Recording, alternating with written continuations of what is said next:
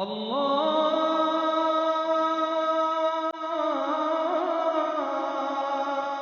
أكبر. الله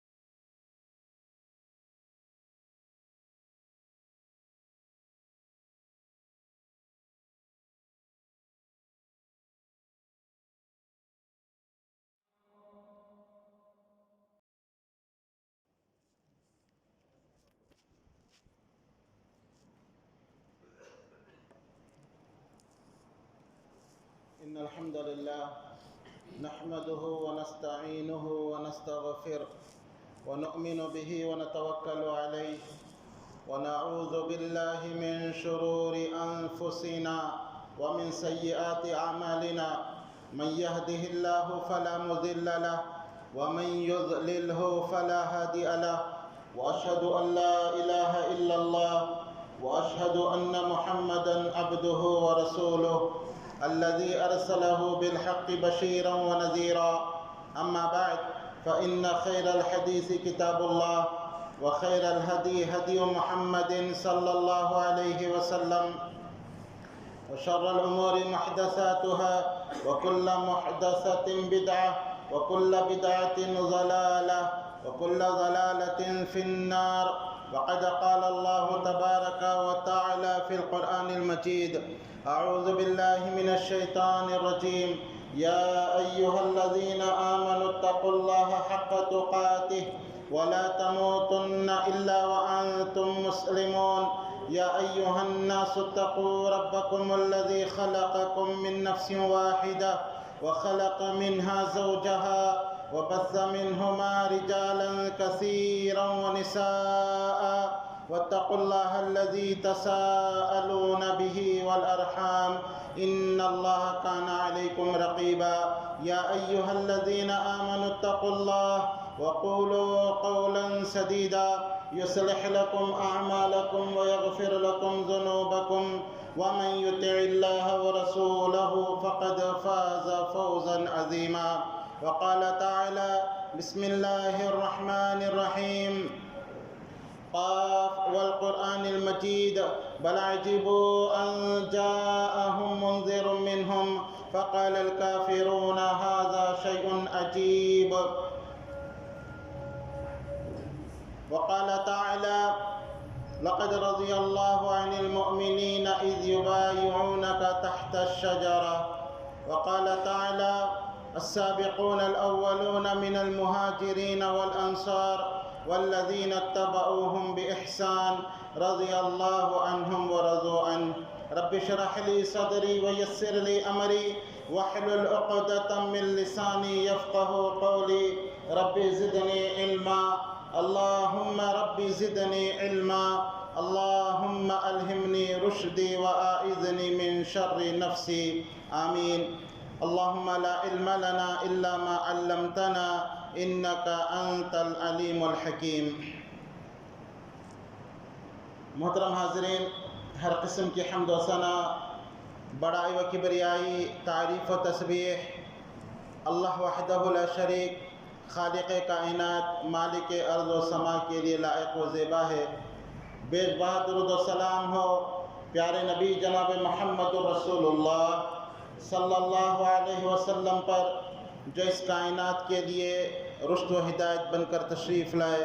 اللہم صلی علی محمد وعلی آل محمد کما صلیت علی ابراہیم وعلی آل ابراہیم انکا حمید مجید۔ اللہم بارک علی محمد وعلی آل محمد کما بارکت علی ابراہیم وعلی آل ابراہیم انکا حمید مجید۔ محترم حاضرین، تمام صحابہ کرام رضوان اللہ علیہم اجمعین ہمارے لیے آئیڈیل اور نمونہ ہے، اور اللہ تعالیٰ نے ہم تمام لوگوں کو صحابہ کرام رضی اللہ عنہم کے نقش قدم پر چلنے کا حکم دیتے ہوئے ارشاد فرمایا: فَإِنْ آمَنُوا بِمِثْلِ مَا آمَنْتُمْ بِهِ فَقَدِ اهْتَدَوْا وَإِنْ تَوَلَّوْا فَإِنَّمَا هُمْ فِي شِقَاقٍ، کہ اگر تم لوگ ان کے طریقے پر چلو، ان کی طرح ایمان لاؤ جیسے صحابہ ایمان لائے ہیں، تو تم کامیاب ہو جاؤ گے، اور اگر اس طریقے کو تم چھوڑ دو گے تو تم اختلاف کا شکار ہو جاؤ گے۔ اور وہ صحابہ کرام وہ نفوس قدسیہ ہے جن کو اللہ تعالیٰ جن سے اس دنیا میں راضی ہو گیا، اور قرآن کے اندر فرمایا رضی اللہ عنہم ورضوا عنہ، بے شک اللہ ان سے راضی اور وہ ان سے راضی۔ اور اللہ تعالیٰ نے صحابہ کرام کو اللہ کی جماعت کہا، جسے قرآن میں اللہ نے فرمایا اولئک حزب اللہ، کہ یقیناً یہ لوگ اللہ کی فوج اور اللہ کی جماعت ہے۔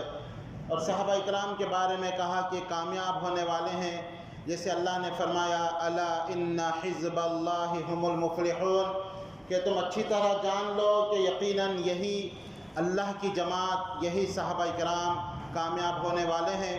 تو صحابہ کرام رضی اللہ عنہم اجمعین میں باتفاق امت سب سے افضل وہ 10 صحابہ ہے جن کا نام لے کے پیارے نبی جناب محمد رسول اللہ صلی اللہ علیہ وسلم نے ایک ہی مجلس میں جنت کی بشارت اور خوشخبری سنائی۔ اور ان 10 صحابہ کرام میں بھی افضل وہ 4 خلفائے راشدین ہیں جو ایک کے بعد دیگر خلیفہ بنے، اور ان 4 خلفاء میں بھی سب سے افضل سیدنا ابو بکر صدیق رضی اللہ عنہ، اس کے بعد عمر بن خطاب رضی اللہ عنہ، اس کے بعد عثمان بن عفان رضی اللہ عنہ، اس کے بعد علی ابن ابی طالب رضی اللہ عنہم اجمعین ہیں۔ اللہ ان سے راضی ہو، اور اللہ کی توفیق سے اس جمعہ کے نشست میں ہم عشر مبشرہ کی جو سیریز شروع کیے ہیں، ابو بکر صدیق رضی اللہ عنہ اور عمر بن خطاب رضی اللہ عنہ کی سیرت مکمل ہونے کے بعد پچھلے جمعہ سیدنا عثمان بن عفان رضی اللہ عنہ کی سیرت کی چند جھلکیاں آپ نے سنی کہ ان کی فضیلت کیا تھی، اور ان کے اخلاق کیسے تھے، ان کے کیریکٹر کیسے تھے، اور ان کے جو اخلاق کے چند پہلوں پر گفتگو کی گئی تھی۔ محترم حضرات، سیرت عثمان بن عفان رضی اللہ عنہ بڑی عظیم سیرت ہے۔ جب ہم ان کی سیرت کا مطالعہ کرتے ہیں تو یہ بات معلوم ہوتی ہے کہ اللہ کے نبی صلی اللہ علیہ وسلم نے کئی مرتبہ ان کو جنت کی بشارت دی۔ ایک تو ہر صحابی کو مجموعی طور پہ، عمومی طور پہ جنت کی خوشخبری اور بشارت ہے، لیکن اللہ کے نبی صلی اللہ علیہ وسلم نے ایک ہی مجلس میں جن 10 صحابہ کا نام لے کر آپ نے جنت کی بشارت دی تھی، یہ ان کی اپنی ایک فضیلت ہے۔ عثمان رضی اللہ عنہ کو اللہ کے نبی صلی اللہ علیہ وسلم نے اس کے علاوہ بھی اور کئی مرتبہ جنت کی بشارت دی۔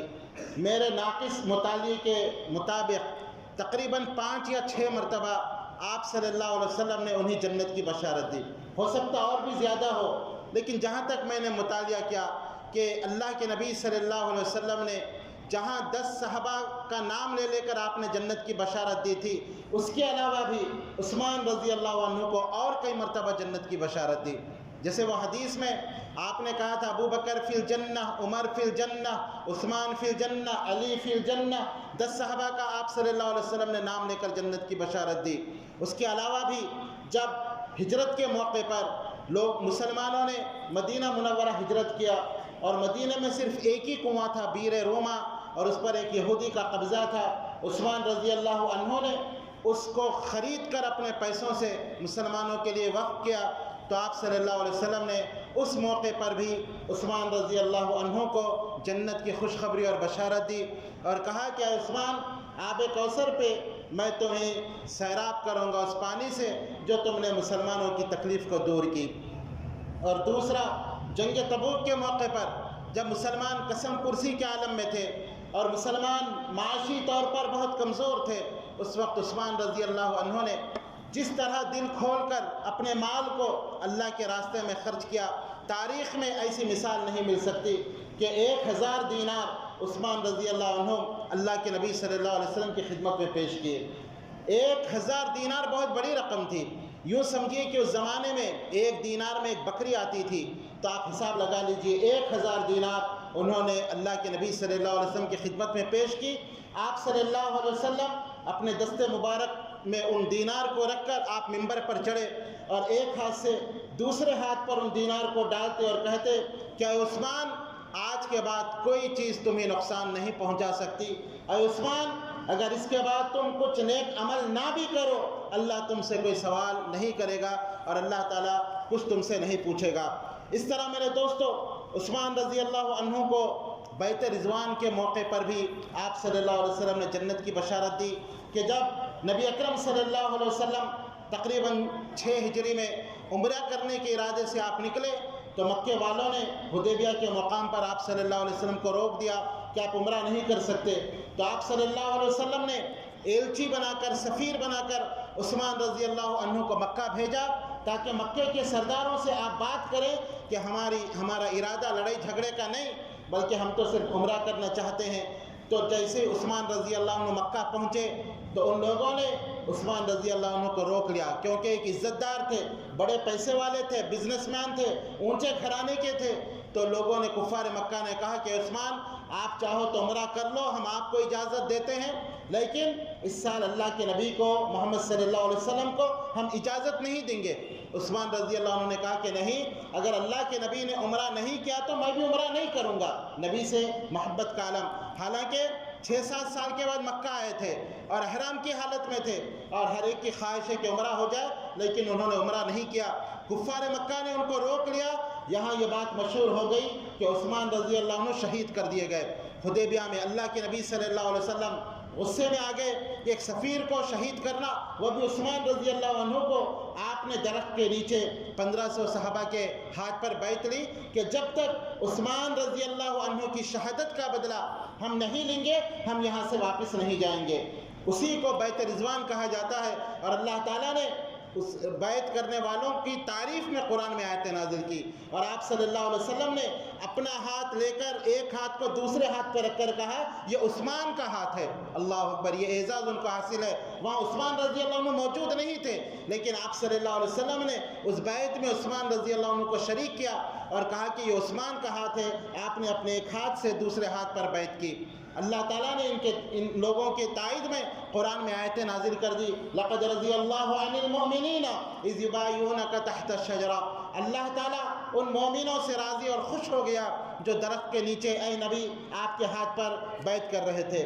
اس طرح میرے دوستو، اللہ کے نبی صلی اللہ علیہ وسلم نے عثمان رضی اللہ عنہ کو جنت کی بشارت دی اور پھر ایک موقع پر بھی 5ویں موقع پر اللہ کے نبی صلی اللہ علیہ وسلم نے عثمان رضی اللہ عنہ کو جنت کی بشارت دی۔ وہ مشہور واقعہ ہے جو بخاری کی روایت ہے، جس کے راوی ابو موسیٰ اشعری رضی اللہ عنہ ہے۔ وہ کہتے ہیں کہ ایک دن میں اپنے گھر سے وضو کیا اور گھر سے وضو کر کے میں باہر نکلا اور میں اس ارادے سے نکلا کہ آج کا پورا دن میں اللہ کے نبی صلی اللہ علیہ وسلم کی حفاظت کروں گا، میں آپ کا باڈی گارڈ بن کر میں آپ کی حفاظت کروں گا، آج کا پورا دن آپ جہاں بھی رہیں میں آپ کی حفاظت کرتے رہوں گا۔ اس نیت سے ابو موسیٰ اشعری رضی اللہ عنہ گھر سے نکلے، مسجد نبوی پہنچے، دیکھا کہ وہاں اللہ کے نبی صلی اللہ علیہ وسلم موجود نہیں ہے۔ لوگوں سے پوچھا کہ اللہ کے نبی کہاں ہیں؟ لوگوں نے ایک طرف اشارہ کیا، ایک باغ کی طرف۔ یہ اللہ کے نبی صلی اللہ علیہ وسلم کو ڈھونڈتے گئے تو دیکھا کہ اللہ کے نبی صلی اللہ علیہ وسلم ایک باغ کے اندر آپ داخل ہوئے اور ایک کنواں جس کا نام غالباً بیر ارنس یا کچھ اس طرح کا نام ہے، اس کنویں کے پاس آپ صلی اللہ علیہ وسلم موجود ہیں۔ وہاں سے آپ نے پانی لیا اور قضاء حاجت سے فارغ ہونے کے لیے آپ گئے۔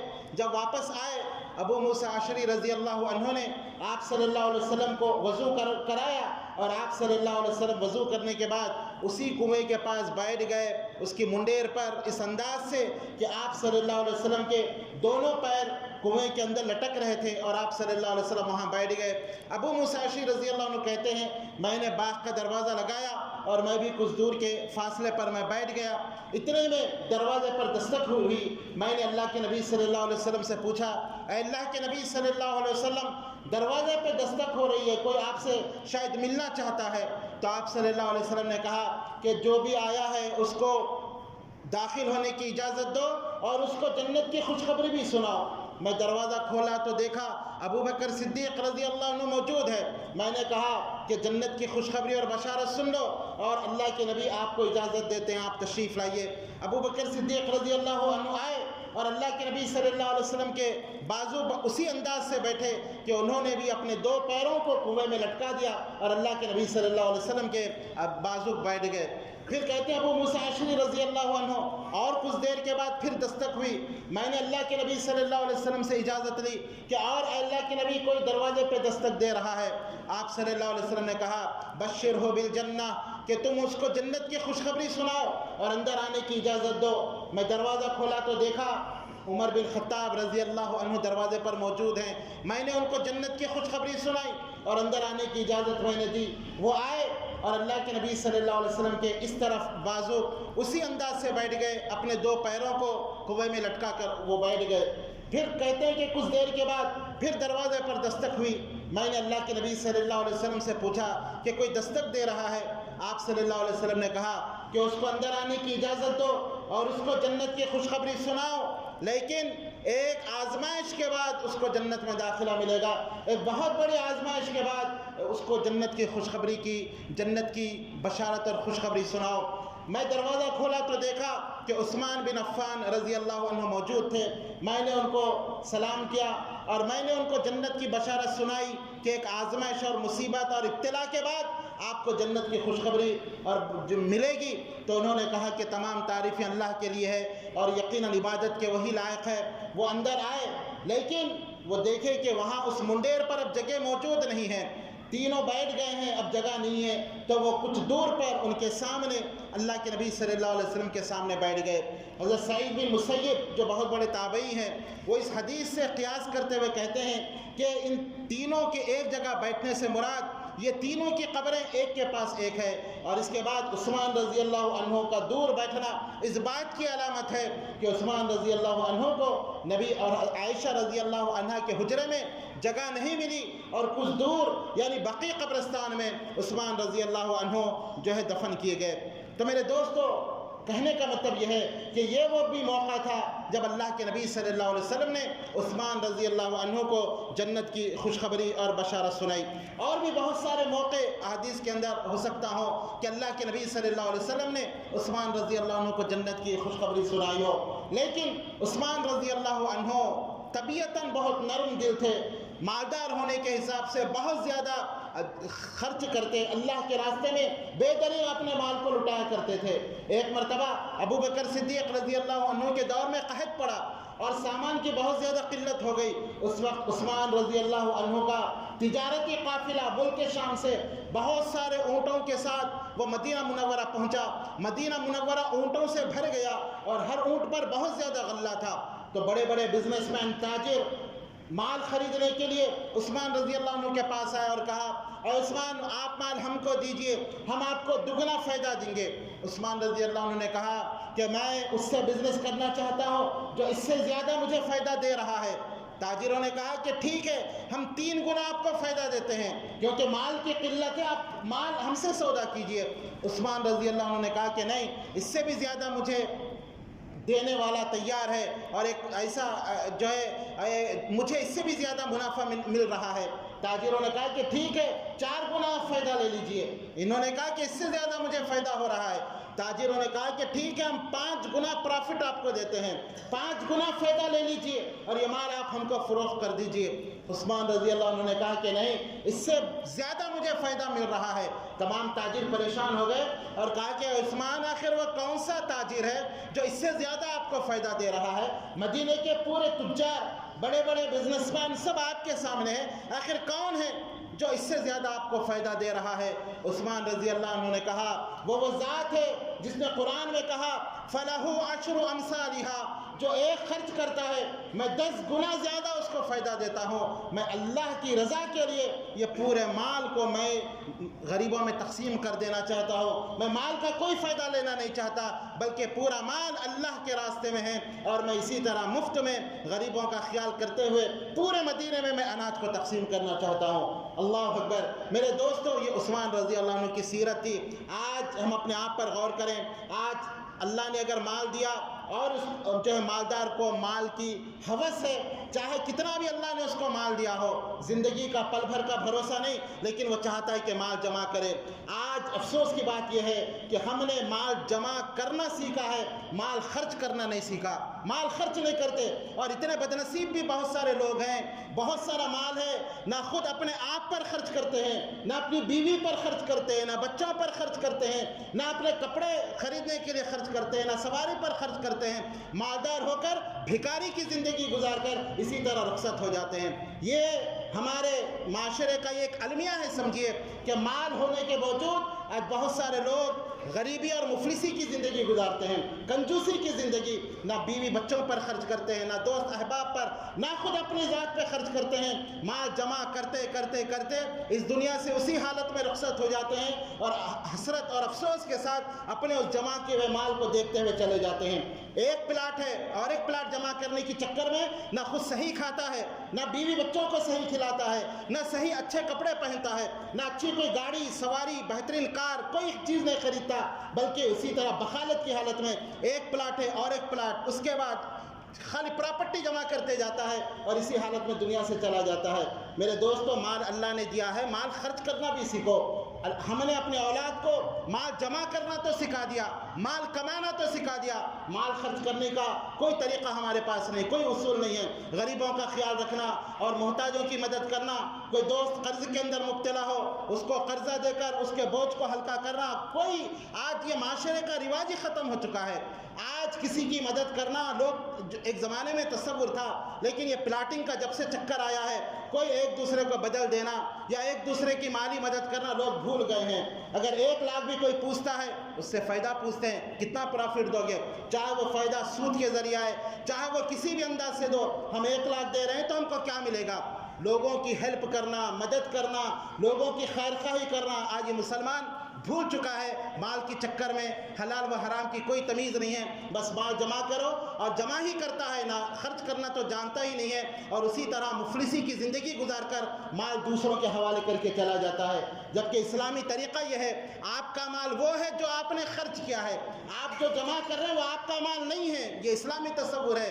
نبی اکرم صلی اللہ علیہ وسلم نے فرمایا کہ مال وہ ہے جو انسان نے کھا کے ختم کر دیا، وہ اس کا مال ہے، یا جو پہن کے اس نے بوسیدہ کر دیا وہ اس کا مال ہے، یا پھر جس آخرت میں صدقہ و خیرات کر کے جو اللہ کے پاس جمع کر دیا وہ اس کا مال ہے. باقی یہ جو پراپرٹی، یہ بینک بیلنس، یہ پلاٹ، یہ اس کا مال کہاں سے ہے؟ ابھی روح نکل گئی، مال دوسروں کا ہو گیا، روح نکل گئی، وہ جو پورا خالی کر کر اس کو جو ہے اکیلا تن تنہا بالکل برہنہ کر کے ایک چادر میں لپیٹ کر اس کو قبرستان میں ڈال دیا جائے گا، قبر کے اندر پہنچا دیا جائے گا. وہ اس کا مال کہاں؟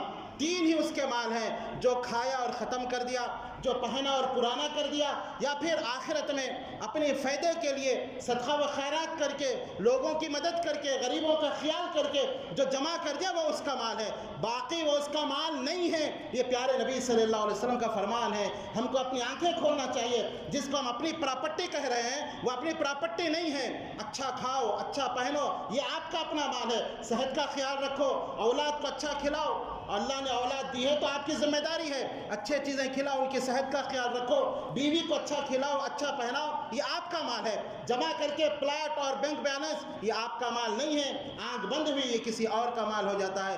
تو عثمان رضی اللہ عنہ کا طریقہ یہ تھا، اللہ نے مال دیا وہ اللہ کے راستے میں بے انتہا خرچ کرتے تھے، اور جب اللہ کے راستے میں خرچ کیا جاتا ہے اللہ مال میں اضافہ کرتا ہے. تو ہمیں بھی چاہیے کہ صحابہ کرام رضی اللہ عنہم اجمعین کی سیرت اسی لیے بتائی جاتی ہے تاکہ ہم بھی کچھ سیکھیں، مال پر سانپ بن کر نہ بیٹھیں. مال اللہ نے دیا ہے تو مال خرچ کرنا بھی سیکھیں، مال اللہ کے راستے میں لٹانا بھی سیکھیں، مال میں دوست احباب غریب رشتہ دار ان کا بھی خیال رکھنا سیکھیں، تو یہ مال آپ کو فائدہ دے گا. بہرحال کہنے کا مطلب یہ ہے کہ عثمان رضی اللہ عنہ اپنے مال کو بے انتہا اللہ کے راستے میں خرچ کرتے تھے، اور جتنا ہو سکے وہ غریب اور محتاجوں کا خیال رکھتے تھے. اور آپ پچھلے جمعے میں ان کی سخاوت کے تعلق سے آپ نے گفتگو سنی. مختصر یہ ہے کہ جب عمر رضی اللہ عنہ کی شہادت ہوئی، آپ نے سنا تھا کہ ان کو ایک لولو مجوسی نے، فیروز لولو نامی مجوسی نے نماز کی حالت میں حضرت عمر رضی اللہ عنہ کو شہید کر دیا اور نیزہ ان کو مارا. اور جب وہ گر گئے اور باقی نماز فجر کی نماز چل رہی تھی، عبد الرحمن بن عوف رضی اللہ عنہ نے نماز پڑھائی. اس کے بعد عمر بن خطاب رضی اللہ عنہ نے خلافت کے لیے 6 ناموں کو پیش کیا. اور اس زمانے میں خلافت اور حاکم حکمران کا انتخاب ایسے نہیں کیا جاتا تھا جو موجودہ دور میں کیا جاتا ہے اکثریت کی بنیاد پر کہ الیکشن ہو رہا ہو یا پھر کون جس کو زیادہ ووٹ آئے وہ امیر بن جائے، ویسا نہیں تھا، بلکہ اس زمانے میں حاکم اور خلیفہ بنانے کا طریقہ یہ تھا کہ بڑے بڑے سمجھدار لوگ ایک جگہ بیٹھتے اور ان سمجھدار لوگوں میں سے جو کچھ سمجھدار لوگوں کا نام لکھا جاتا اور ان سمجھدار لوگوں میں سے وہی سمجھدار لوگ آپس میں بیٹھ کر جس کو مناسب سمجھتے وہ ایک کو اپنا بادشاہ اور حاکم مقرر کر دیتے تھے۔ تو عمر بن خطاب رضی اللہ عنہ نے شہید ہوتے ہوتے اس دنیا سے جاتے جاتے انہوں نے 6 نام لوگوں کے سامنے رکھ دیے، اور وہ 6 کون سے نام تھے؟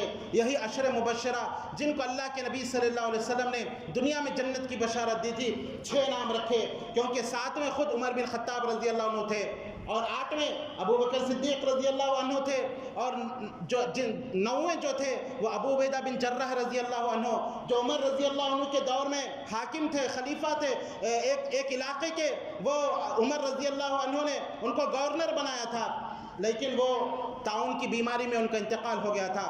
اور 10ویں عمر رضی اللہ عنہ کے بہنوئی سعید بن زید رضی اللہ عنہ تھے۔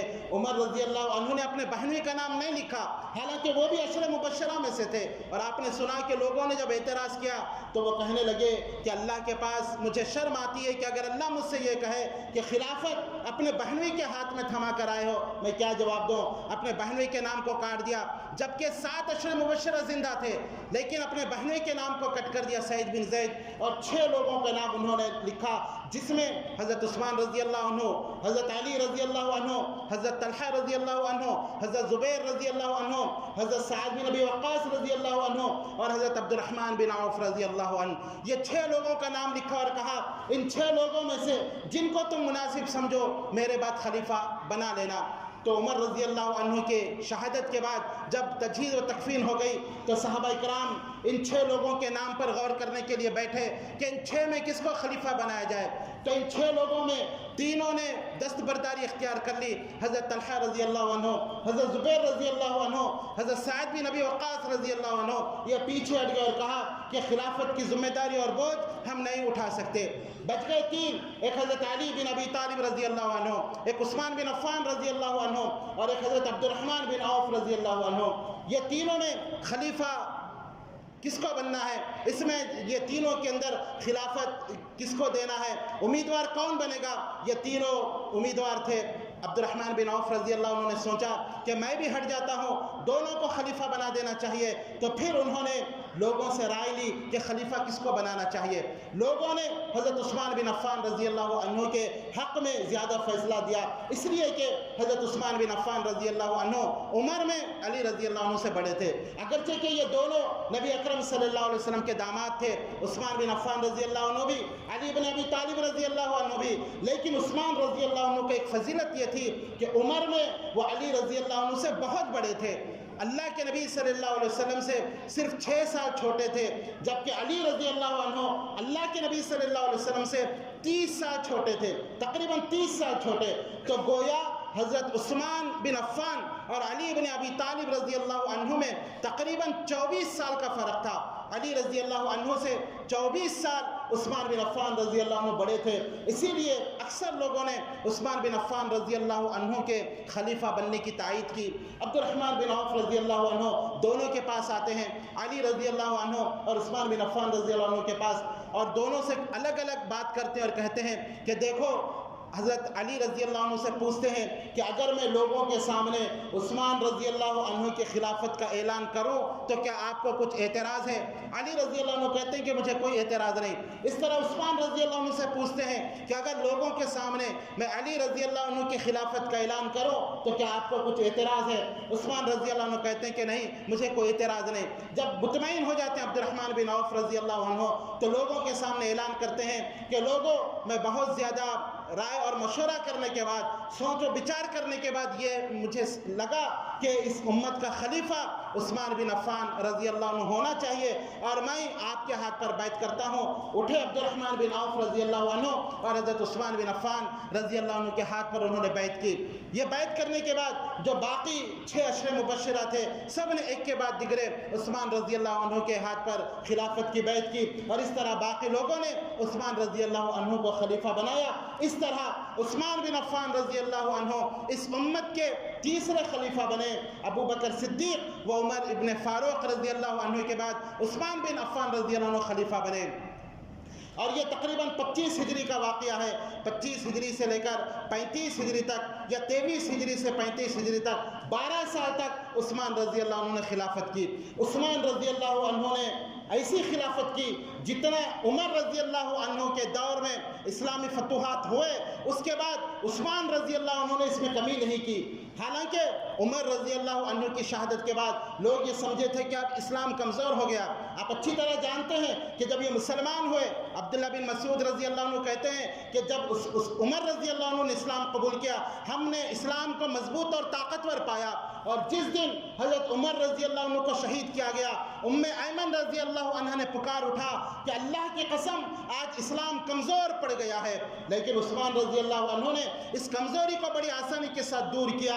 جتنا عمر رضی اللہ عنہ کے دور میں جتنے علاقے فتح ہوئے تھے، عثمان رضی اللہ عنہ نے نہ ان فتوحات کو صرف برقرار ہی رکھا بلکہ اس کے آگے پہنچ کر اور کئی علاقے انہوں نے فتح کیے۔ اور عثمان رضی اللہ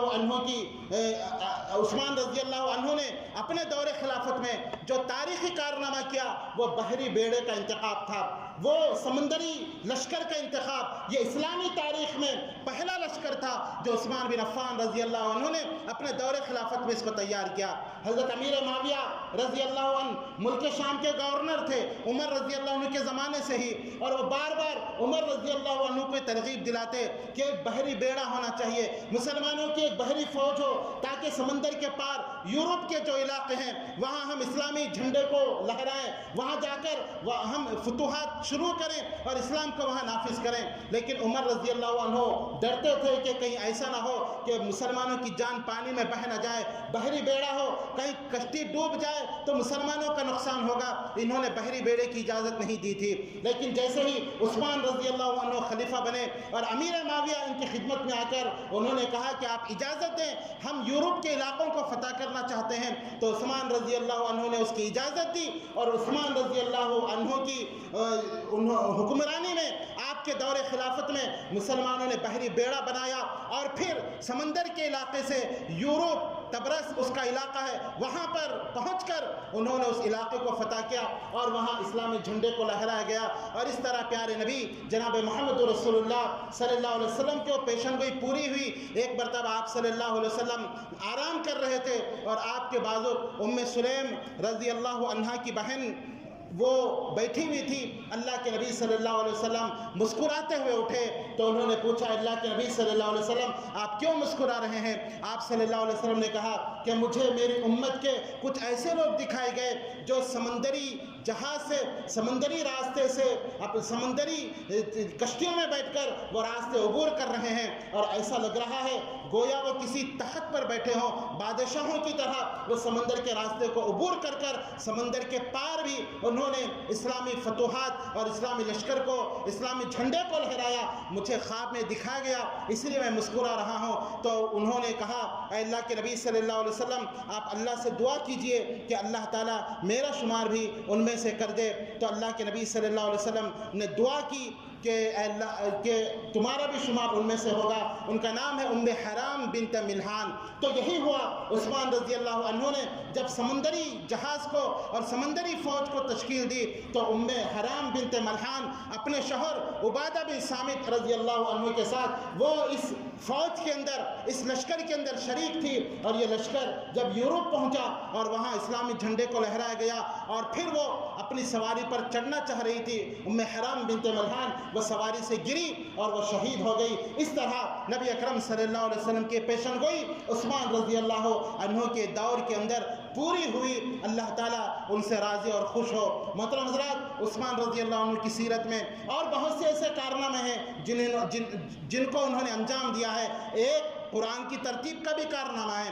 آپ نے اس سے پہلے سنا کہ کہ قرآن کو ایک جگہ جس نے جمع کیا وہ ابو بکر صدیق رضی اللہ عنہ تھے۔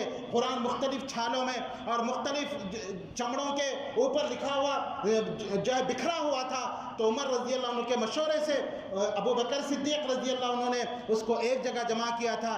لیکن اس کے بعد جب خلافت اور مسلمانوں کی حکومت دور دور پھیل گئی اور اجنبی اور اجمی لوگوں کے پاس یہ قرآن کو گیا اور قرآن کو مختلف لہجوں سے پڑھا جانے لگا، تو عثمان رضی اللہ عنہ نے تمام لوگوں کو ایک ہی لہجے پر، جو عربی لہجہ ہے، جو قریشی لہجہ ہے، جس لہجے میں آج قرآن کو پڑھا جاتا ہے، تمام لوگوں کو اس لہجے پر جمع کیا اور تمام لوگوں کو اس پر متفق کیا، جو کہ مصحف ابو بکر صدیق رضی اللہ عنہ کے پاس تھا، اور ان کے وفات کے بعد عمر رضی اللہ عنہ کے پاس وہ مصحف آیا، اور عمر رضی اللہ عنہ کی شہادت کے بعد ان کی بیٹی اور نبی کی بیوی حفصہ رضی اللہ عنہ کے پاس جب وہ مصحف موجود تھا، عثمان رضی اللہ عنہ نے حفصہ رضی اللہ عنہ کے پاس سے اس مصحف کو طلب کیا اور پھر ایک قرات پر لوگوں کو جمع کیا، اور پھر آیتوں کی ترتیب، سورتوں کی ترتیب جو ہم دیکھتے ہیں، عثمان رضی اللہ عنہ کا یہ کارنامہ ہے کہ کس سورت کو کہاں پر رکھا جائے، اور پھر وہ ذمہ داری انہی کو دی جو کاتب وحی تھے، ابو بکر صدیق رضی اللہ عنہ نے جن کو ذمہ داری دی تھی زید بن ثابت رضی اللہ عنہ کو، عثمان رضی اللہ عنہ نے بھی انہی کو ذمہ داری دی کہ وہ قرآن کی ترتیب کے ساتھ قرآن کو ایک جگہ جمع کریں، اور پھر ایک قرات پر قرآن کو اس طرح تیار کیا گیا جس طرح موجودہ دور میں موجود ہے۔ اس کے علاوہ بھی عثمان رضی اللہ عنہ کے اور کارنامے ہیں، اور اہم واقعہ ان کی شہادت کا واقعہ ہے، جو فتنے ان کے زمانے میں برپا ہوئے تھے۔ انشاءاللہ اللہ نے توفیق دی تو آئندہ خطبے میں ان فتنوں کا تذکرہ اور عثمان رضی اللہ عنہ کی شہادت کا ذکر کیا جائے گا۔ اللہ تعالیٰ سے دعا ہے کہ اللہ صحیح معنوں میں ہم کو صحابہ اکرام رضی اللہ عنہ مجمعین کے نقش قدم پر چلنے کی توفیق عطا فرما، آمین یا رب العالمین۔